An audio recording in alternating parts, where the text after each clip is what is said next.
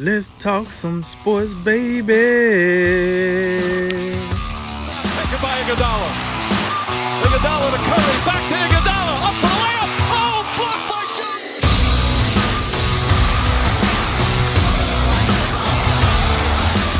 And remember, make tomorrow better than today and make today better than yesterday. And you know what we gonna do. We gonna holler at you until next time, baby. Welcome to A Drink of Wisdom with Jay Wise and Nathan Drinkard. I'm your host, Cody Ward. Thanks for spending some of your time with us tonight. As a reminder to all listeners, besides being on all your favorite podcast platforms, A Drink of Wisdom is also on YouTube with each show segment available. Head on over, and if you like what you hear, we would appreciate your subscription. What's going on, guys? What's going on? It's the beer, it's the drink, it's the wisdom. Let's do it. Let's talk some sports, baby. In episode 69, we evaluate decisions made on the NFL fifth-year options and continue our NFL draft coverage with the AFC and NFC South divisions. But we begin with episodes 5 and 6 of The Last Dance. Sunday's pair delve deep into a host of topics from the 1998 All-Star Game that featured Kobe Bryant and MJ. It also took you inside the Olympic Dream Team, Jordan's altering of basketball shoe history, and more. So what'd you think about the episodes, Drink? Oh, well, I took away a number of reactions from it. Kobe was a very pleasant surprise, but I will say in my reactions, I stayed away from Kobe appearances. I did like seeing them, but I left them where I seen them. I didn't want to drown up anything else out of that. So with that said, first thing I want to talk about is the self-awareness.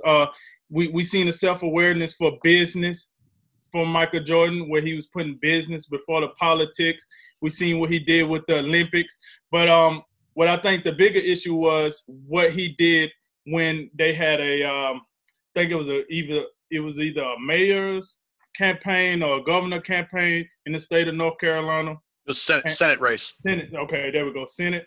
And you had a new black candidate run against the white incumbent at the time. A guy he seemed a bit open to racism. I mean, I listened to what he said. I wasn't alive and I wasn't active during the time this happened. So his comments didn't necessarily make me cringe, but I didn't like them as much as, I should. So with that said, Michael Jordan got a lot of backlash. He got a lot of backlash because he didn't come out publicly and support the black candidate. Michael did say, hey, I did support the guy behind private doors. But, listen, I don't know what this guy about. And I think this was a very key thing through all this. Michael said, I don't know what this guy about. You want me to attach my wagon to his horse, and I don't even know what he's about. I'm not doing it.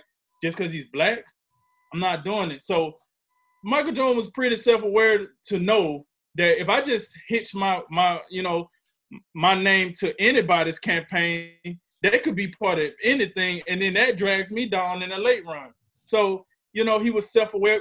But then he made the comment, Republicans buy sneakers too. All right, well, that's not a lie. I mean, probably not the most popular thing to say, but that wasn't a lie either. I'm pretty sure it was a lot of Republicans that was wearing the shoes. So he said that. Then he said, and he was very candid with this when he said it. He said, listen, I'm a ball player. I'm not an activist. I'm not trying to be an activist. I stay in my lane. I am here to entertain in the game of basketball. I'm very good at playing basketball. That is what I stick to. I ain't got a problem with that. I think we as a society now, we kind of want these players to be more than what they actually are. Everybody got to stand up for our rights. Listen, Muhammad Ali is Muhammad Ali. The GOAT, when it comes to this, Muhammad Ali was built for that. He was built to be an athlete. He was built to be an activist. He was built for everything that he did. Everyone don't have to be Muhammad Ali. That's just the point blank. But you know what I'm saying? You got Muhammad Ali. Then on the other end of the spectrum, you got O.J. Simpson. So it is what it is.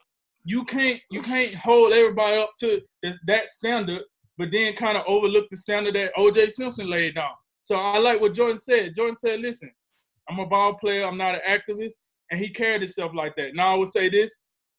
With that said, that is one of the stark differences between MJ and LeBron. This is why LeBron, when you keep it just on the court, LeBron ain't messing with MJ as far as being the GOAT.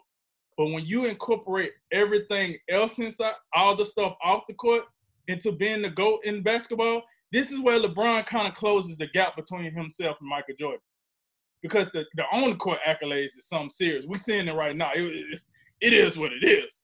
But LeBron, he embraces moments like this, and he gives his opportunity. I mean, he gives his opinion on these opportunities, whether right or wrong, he gives it. And he's unapologetic about it. Whereas Michael, he liked to play the middle. He liked to play the safe route. He was Switzerland. He was in the middle. He was neutral. And I guess, like the guy said in the documentary, that's why you could be popular for so long if you play the middle role. So if you don't really piss anyone off, how can anyone hate you? So, maybe it was a strategy by Michael. I don't know, but I did see how he put business before politics. And at that time, that was something new. You didn't have players doing that. Like now, every third player that comes into money, whether it's NBA, NFL, MLB, NHL, whatever the case might be, everybody's activists. Everybody want to be heard. Everybody want to be said. But back during those times, that wasn't a thing. And also, we heard Charles Barkley. I heard him say this on I want to say the Colin Cowherd show the day after. He said no one in the league was making controversial comments about stuff like that. No one. Not me, not Magic, not Larry, not Isaiah. None of those guys that were stars during that time did that. They're just something they didn't do during their time of playing. But Michael is the one that get beat up for it because he's the most popular. And that race, that Senate race was happening in North Carolina. But, hey, Charles Barkley was very candid. No one did it. So it is what it is. But either way, that's another debate for another day. Now, my second takeaway was when Jordan said, I don't have a gambling problem, I have a competition problem. Says every gambler-holic I ever seen in my life. No gambler has a gambling problem. If you find one that say they do, hey, kudos to them, send them to rehab, keep it going, you know what I'm saying, God bless you. But most gamblers don't got a gambling problem. Now, in the sake of Jordan did have a competition problem. That's not to sneeze at that. He definitely did have a competition problem. But, hey, man, like, once he laid down what actually happened, hey, I got back to the room at 12. I didn't stay out overnight. Me and my family went to AC, wanted to get out the city. We just lost the game. I wanted to decompress. All that good stuff. I hear all that. But I'm telling you, it seemed like every third frame they showed of Michael, he was gambling in some form or fashion. I forgot the name of the game. They trying to see who can get the closest to the wall with the quarters. Then they cut frame to the bus. They over there gambling. Then they cut frame to the next store where John Paxson was like, hey, we over here playing for dollars. And here come Mike. Yo, I just want your money in my pocket. So, I mean, the dude he did gamble at a high level. Now, that didn't affect him financially. That didn't affect his game. That didn't affect his brand. And whatever the case might be. But at the same time, that doesn't mean you don't have a problem. That just means you're fortunate and blessed enough where it doesn't affect the big picture. But you might still have a problem. But like I said, it didn't affect the big picture, so it was what it was. But when I heard that, I couldn't stop laughing. I laughed I laughed my ass off when I heard that. I got a competition problem, not a gambling problem. Oh, okay, I guess they're playing basketball in the MGM Grand too, huh? So I thought that was funny. And then, like I just said, the man was competitive to a fault. All right, he was willing to ruin a small percentage of his image and his likeness just to beat everybody at everything. Like it wasn't evidently it was not a competition that he met that he did not feel the need to be competitive about. It was anything like, hey, Mike, I'm gonna get here at 3:30. I'll be here at 3:25. Like, are we competing? Yeah, I bet you I get here before you. Around Mike, he go to sleep there. So I thought that was outrageous, his competitiveness. And also, listen, while we're talking about the competitiveness of Michael, I want to give a shout out to some of the people that took L's on these two episodes. Tony Kukoc, Clyde Drexler, and Dan Marley. Hey, listen, you was my top 3 candidates for taking the L's. Y'all took those classic L's in these. Listen, Tony Kukoc, I thought he was going to cry while he was giving the confessional. They hurt his feelings. I'm telling you right now. That first game in the Olympics, they hurt his feelings. You know, and what was funny was they cut to him walking off, and he had on an Air Jordan sweatsuit as Al Jordan and Scottie Pippen is giving him the business. I was like, yeah, that had to suck. And Clyde Drexler, you know, you want to compare yourself to the GOAT, and you got that GOAT work. So I guess at that moment, that's probably when Clyde Drexler realized it's levels to this. I'm not quite up to the top level right here. And then poor Dan Marley, you know, he was supposed to be a defensive savant, and he got the business just because Jared Cross. He didn't even do nothing. Like, he was like, I ain't even say nothing bad about you guys. And George just gave him that work just because he was associated with Jared Cross. So that takeaway I thought was hilarious. And then for me personally, I liked the segment where they was talking about the commercial collab with Michael Jordan and Spike Lee, Mars Blackman, as he called himself, in the commercial. And the reason why was because during that time, I was very, very young, but during that time, Michael Jordan was he was like the biggest athlete in the world. You had Spike Lee that was at least the biggest black director. I don't know how big he was in the whole scheme, but I know in the black community or whatnot, he was the biggest black director of all the movies that he was doing. So both of these guys was on top of their game. Nike seen this. Nike made, you know, the commercial, jammed them both together. It got to be the shoes. It's the shoes. It got to be the shoes. You know, so slap that. And like I said, I thought that was a black symbol for the black populace to see two guys of their ilk, of their status, of where they were at the time, being in a very, very publicized commercial. That was a movement forward for the black community, I thought, at the time. So I did like to see that being incorporated into the documentary, because it was something to be easily looked over, but I'm glad they caught it, and I'm glad they put that in there. And you know, before I roll out, I want to give a special shout out to John Paxson for coming up once again, big again in the finals versus the Suns. Hey, I'm noticing a trend here. John Paxson, he got a thing for these game winners. So for everybody that like to give LeBron a hard time because Ray Allen hit a game winner, go back and look at John Paxson, because he making it happen out here. Yeah, he coming up on the biggest stages. So want to give him a shout out as well. Yeah, a lot of different angles you can look at these two episodes. I just want to respond real quick to a couple points you made. I think it's all a matter of preference when you look at, you know, social activism and then athletes. During this time period, it was just not a thing that was regularly engaged in when you look at these guys. You mentioned it wasn't just Michael Jordan. You didn't hear Larry Bird, Magic Johnson, any of these other guys making political statements. And then Michael Jordan was just another guy who just played basketball. That's what he looked at himself as being, an athlete. And, you know, if we're being quite honest here, that would be my preference personally. When I tune in to watch these guys, it's for basketball. If I want to listen to politics, I'll turn on the news. And that's just where I'm at with that. So, you know, when you look at the totality of Michael Jordan's career, and, you know, some of the more controversial things that you're pointing to, you know, the quote, Republicans buy sneakers too, and then, you know, I stayed out gambling late one night. You know, if those are really the only two things, you know, we're nitpicking at here, and of course there's one other thing I'm overlooking on purpose. But, you know, by and large, there's not a whole lot. There's very few chinks in the armor, if any. You know, we're nitpicking here. But that's another point too. I think there's a perception here when you talk about LeBron and Michael Jordan, that Michael was just glorified throughout his entire career, and that was just evaded criticism throughout. And what we're seeing here, if we're paying attention, is that wasn't always the case. From early on in his career, before the championships started to come, there was the nickname of the Bulls to, you know, the Jordan-airs, because it was just Michael Jordan and the basketball and a bunch of dudes just standing around. And then even after the championships started to come, Sam Smith's book, The Jordan Rules, chronicled some of the, you know, the flaws or the not so great things that were going on. You know, we're punching people, you know, not a great relationship with teammates. And then you see the media, that jumped all over him after the gambling thing in Atlantic City after the Bulls went down 2-0 against the Knicks.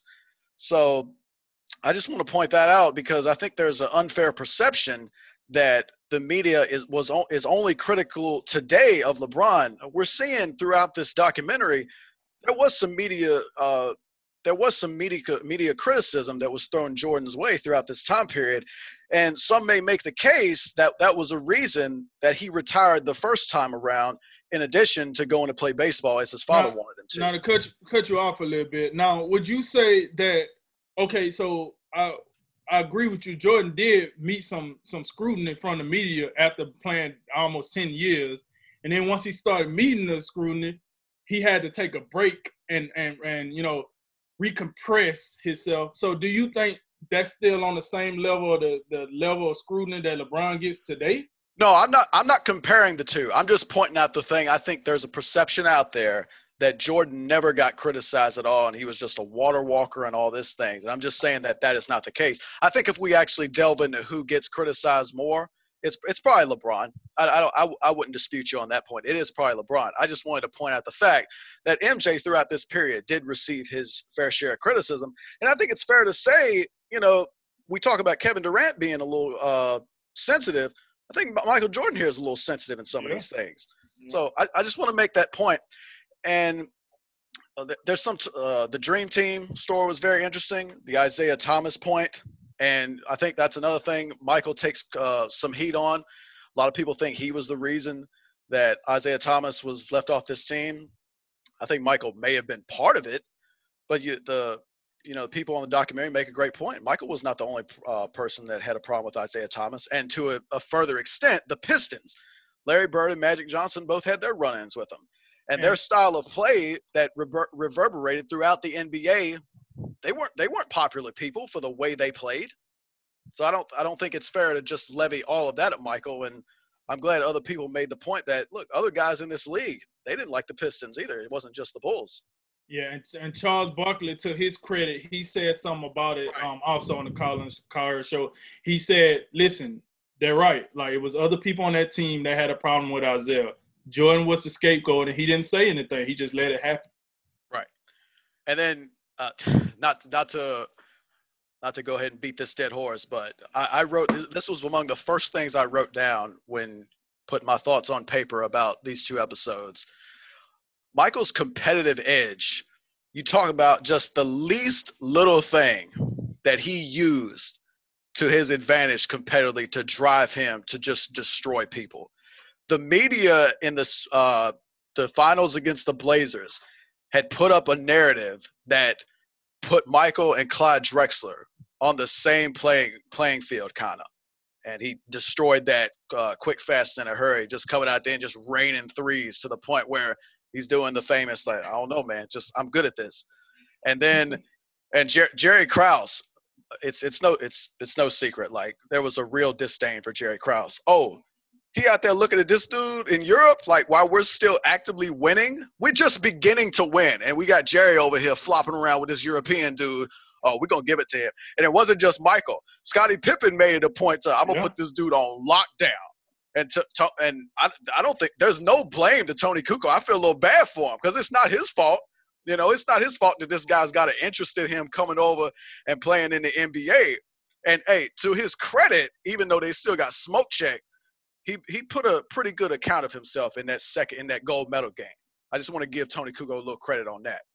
And one of the crazy things about that, what you just said, is think about what they said. They said Michael Jordan shot 4 threes by halftime, and that was the NBA Finals record. I mean, games changed, huh? Well, the game a long way. You go out there and shoot 4 threes, you might get cut. Like, it came a long way. And then another Jerry Krause was the aforementioned Dan Marley. Yeah, Dan, he's he's a solid defender. We go put him on you. And, poor guy, just no chance. You're not doing anything with this. And then the league said Charles Barkley's an MVP. Okay, you got that one. All right, well, I'll get the Finals MVP. Holla at me on that one. Yeah, you can have that. Yeah. But yeah, and then the last point. Throughout this period, Magic won 2 in a row. Isaiah won 2 in a row. the three-peat was a real separator, and you could tell it meant a lot. It meant a lot to the Bulls. It meant a lot to Michael Jordan, and they got it done. Yeah, I really enjoyed these episodes. I had no idea they were going to open with Kobe in the 5th episode. I wasn't really prepared for that. Those one of the first things you see, and you're like, oh God, that's right. Oh, but that 98 All-Star game, wow, that was a stacked. I mean, I know they're all stacked. It's an All-Star game, but I mean, you just look around at some of the dudes, you're just like, man, that was a bunch. That's back when people actually cared about the All-Star game, and right? An actual effort. Mm-hmm. Yeah, and actually, because they talk about a lot of the achievements. Like, yeah, he won the All-Star MVP, and it's like nowadays we're like, okay, yeah. But you see the way those boys were defending? Did you hear the coach Larry Bird before the game? He said, "Well, hey, hell, we might as well win the thing since we're here." Drunk out here, might as well. I like that. Yeah, but I liked, Kobe had that section where he was talking about the 1v1 versus MJ stuff. I've always liked when they address those kind of questions. It's something you hear all the time. Who was better, Michael or Kobe, or who would win in a one-on-one, LeBron or this dude? I like his kind of real smart answer to that question. He was like, hey, a lot of him is how I was built. That's what I built myself off of. And I think Kobe is the closest thing we've seen to Michael Jordan since the year 2000, since kind of Kobe took over. Because LeBron, in terms of talent, yeah, I mean, Drink, you were talking a little bit too, but in terms of mentality and how they attack the game and how focused they are, and that competitive edge, like you were talking about, Jay, I don't think we've seen that of any person besides Kobe. So I liked that they got him into this documentary. To talk a little bit about it. I think it was definitely and one point. Let me jump in here. Yeah. You can tell the mindset and the difference between LeBron and Michael. When Ahmad Rashad during the '92 Dream Team asked Michael the question, "Hey, who takes the last shot?" Me. What dumb question? What are you talking about? We know Kobe would feel the same way about that question. Mm-hmm. LeBron, not so much. LeBron is all about making the right basketball play. And that's why I would align him more to Magic Johnson and Michael Jordan. When you compare their actual games, it's Kobe and Michael. They got similar games. Magic and LeBron, similar games. But also this note, Michael and Drink said this. It's interesting. The Suns series closed out because Michael gave the ball up. He gave it up to Scotty, who threw it over to Horace Grant, and John Paxson closed out that series. So even though their mindsets are different, in moments that counted, they deviated from who they were. Yeah, it's not the first time we've seen that in the series so far. So yeah, you're absolutely right in that regard. Yeah, the 5 threes over Drexler and crew, man, that was. I mean, nowadays 5 threes in a half, or even in a quarter would just be like, why is that? Why are you telling me? Why is that news? Of course they made 5 threes. What else are they gonna do? But back then, that was a statement of statements. I mean, even look at the shooting percentages and the amount of threes he made in that whole series, and just how they shot threes back then, that was nothing like what we've seen now. So that was definitely cool. Tony Kukoc, how good would he be today? If you actually put him in the modern NBA, I know things kind of didn't really work out, but that's the kind of stuff they fall in love with nowadays, right? Those 6'10" dudes that can move like they do, like he was and whatnot. Just in a little bit you got to see of him, I was thinking, man, he might have been pretty good today. It's kind of a overused term today, but doesn't he seem like the perfect stretch 4? Mm-hmm. Yeah, he kind of a little bit of Ben Simmons in him, but he could shoot, unlike Simmons, I guess. I don't know. Just that kind of size and speed combination that you just don't see a lot of dudes have. I thought he would just had something to come to mind, but yeah, I mean, again, that competitive stuff you were talking about, where he was talking about wearing the original Jordans versus the Knicks, and how his feet were literally bleeding at halftime, and he was like, "Oh, I'm having a good game. I'm keeping them on." I mean, who would do that today? I mean, no one would do that today in the NBA. I mean, I can't imagine a single player just be like, "Oh, my feet hurt. I'm going to the locker room." If they did, they'd be on load management for a week. Right? Yeah. You get put mud on that, but yeah. And the final thought I had really was the whole politics thing. I think y'all are pretty much spot on with it. I think one of the things we overlook is that not everybody just really gets into politics. I know a lot of people say, "Oh, I'm just not political at all," and it's like, okay, well, everyone is to a degree, but like you said, when you step into that arena, especially when you're talking about a senator or a president, I mean, it's one thing to be an activist socially, say, like LeBron builds the school he built recently. That's just a good social thing, community outreach, things like that. When you get into that side of politics, I'm no kidding, going behind a senator or a congressman or a president, you're traversing a different territory, and while it's fine, I mean, I don't care if sports figures do it. You are making a bit of a business decision. Even we've seen it nowadays. I mean, you take Kaepernick or any other example. I mean, there are things that come along with it, and Jordan just simply say, I'm not getting into this, and that I could see as committed and as focused he was at times. I could see him just not having a lot of time to dabble in politics. I could see him just being like, man, this ain't worth my time. It's a risk. There's a reason, and I'm sure you guys have heard this throughout life. There's certain things you don't talk about at work. Yeah, for reasons. Politics. Politics is one of them, because these are things that people are very passionate about. Mm-hmm. And when you come out and support one side or the other, you risk the fact of alienating people. That's a real thing. You can look around the country today, and we know this is true. Yeah. And I was gonna say, and this happened to LeBron, like what you just said, Cody, about making the decision, and then you got to live with the results. This happened to LeBron. He publicly supported Hillary Clinton. She lost. They tied that loss to LeBron. Like, stay out of politics. You tied your horse to the wrong wagon, and now look at you. Right. So, I mean, it's a little silly. I mean, I wouldn't care. I don't care personally, but I know people do. So I can understand Jordan making that business decision. But I thought it was cool that he left President Obama's comments there, because we know he has full control over this, right? He has total control over this whole thing. And that he kind of let, kind of the disappointing comments from the president towards him in regards to what we were talking about, that he just kind of let that ride. I thought it was cool, because he could have just not had that in there. He could have just controlled the narrative and just took it out, but he decided to kind of let it ride. So I agree with that. I didn't feel like the comments was like that bad. I felt like, to me, as me and my wife was watching it, I just felt like what he said is like, if Michael Jordan could have said that himself, he would have said that. Like, he dressed it up in a real good politic way that I didn't think it was sounded so bad on Michael Jordan's behalf. It didn't sound terrible what the President Obama said. It didn't sound terrible at all. But this is also, I think, another difference between Michael and LeBron. Michael's very comfortable with himself and what he's accomplished. He knows his greatness. Like, nothing anybody can say is going to detract from what he's accomplished. Yeah. I think LeBron, and this is just something we've known about and we've discussed, LeBron likes to control the narrative. There's that thing that I think we've seen this. Yeah. Yeah, episodes 7 and 8 coming up this Sunday. Looking forward to it.